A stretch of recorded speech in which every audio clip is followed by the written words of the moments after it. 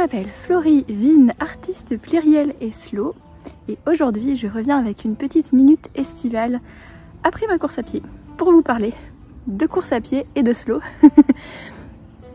Un truc que j'aime bien avec la philosophie de vie slow, c'est-à-dire une vie plus simple et sereine dans le monde moderne, une vie où on apprend à s'adapter à nos justes rythmes, à profiter de l'instant présent, ce genre de choses. On prend le temps de vivre tout simplement. C'est qu'on peut teinter de cette philosophie des activités qui peut-être naturellement nous viennent pas l'idée comme étant slow, comme par exemple la course à pied. C'est vrai que la course à pied c'est une activité sportive, en tout cas moi, que j'ai toujours eu tendance à associer avec des gens qui sont dynamiques, qui sont sportifs, les citadins qui vont courir le matin à 6 h avant d'aller travailler, genre mode de vie sain, productif, miracle morning, ce genre de trucs.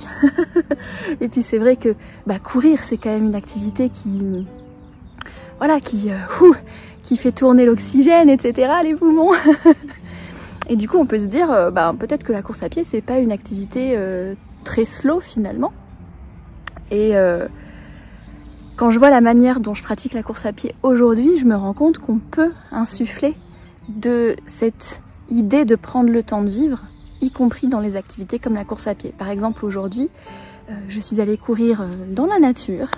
Ma séance a duré un petit peu plus d'1 heure, mais j'ai couru en moyenne à 8 minutes 30 du kilomètre, je crois, quelque chose comme ça, donc c'est vraiment pas très rapide, hein. C'est-à-dire que moi quand je marche à 10 minutes du kilomètre, voire 9 minutes et demie du kilomètre, donc voilà. Et en plus de ça, c'est aussi dans l'approche. C'est-à-dire que c'est pas de la course à pied pour atteindre une certaine allure en particulier ou dépasser mon truc, je suis pas dans l'objectif, dans la performance, je suis plus dans déjà dans le soin de moi. Je vais courir pour prendre soin de moi, pour prendre soin de mon corps, pour activer un petit peu mon système respiratoire, et ça fait du bien de sentir que mon corps il se dérouille un petit peu, etc. Ça me fait du bien, et c'est quelque chose qu'on pourrait très bien faire avec un autre sport, avec la marche d'ailleurs, hein, pas obligé que ce soit la course. Et puis c'est surtout, voilà, ce qui est important pour moi c'est la répétition plutôt que la performance.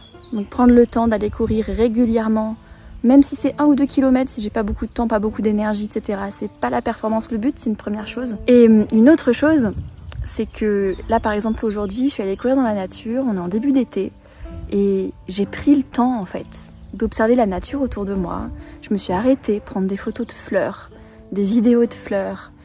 Il y a même un coquelicot tout seul au bord du champ qui m'a inspiré un poème. Du coup je me suis assise et j'ai composé un haïku, j'ai mis la course en pause. Il y a eu des moments où je me suis arrêtée pour marcher parce qu'il y avait des pentes un petit peu trop raides pour moi. Et en fait j'ai vraiment, je suis restée en fait en lien avec mon environnement, en lien avec moi aussi. J'ai pris le temps de constater comment je me sens en fait, comment mes poumons commencent à être en feu, comment ma respiration elle s'accélère, comment mon cœur bat plus vite, quand je commence à rougir, je commence à avoir de la transpiration, etc. Et c'est une expérience en fait. C'est que je cours pour l'expérience de courir. Je cours pas pour arriver à courir un marathon dans 6 mois et c'est un entraînement. Je cours pas pour perdre ou prendre du poids. Je cours pas pour ciseler les muscles de mes jambes ou je sais pas quoi. Je cours pour l'acte de courir, pour le plaisir de courir dans la nature ou même en ville, hein. La plupart du temps c'est pas dans la nature que je cours, c'est dans la ville, dans les parcs, etc. Mais c'est pour le plaisir de sortir, de m'aérer, de regarder mon environnement, d'être témoin de mon propre corps, comment il se comporte quand je fais du sport. C'est pour le moment en fait, pour l'instant. Et c'est pour ça que je prends le temps de m'arrêter, de prendre des photos, etc. Parce qu'on n'est pas dans la performance, on est vraiment dans le plaisir du moment, dans le fait de remarquer aussi les petits détails qui m'entourent pendant que je cours. C'est une sorte de bulle de méditation active quelque part, où je prends le temps d'observer ce qui m'entoure, je prends le temps de savourer les joies ordinaires qui sont autour de moi, même en ville, pas seulement quand je suis dans la nature comme aujourd'hui. Et voilà, je voulais partager cet exemple avec vous de comment quand on mène une philosophie de vie slow, on peut l'insuffler dans tous les aspects, dans ce qu'on fait, même quand c'est des activités qui naturellement ne paraissent pas particulièrement slow. Voilà, je vous remercie d'avoir vu cette vidéo jusqu'au bout. Je vous souhaite une belle journée, une excellente soirée et à la prochaine.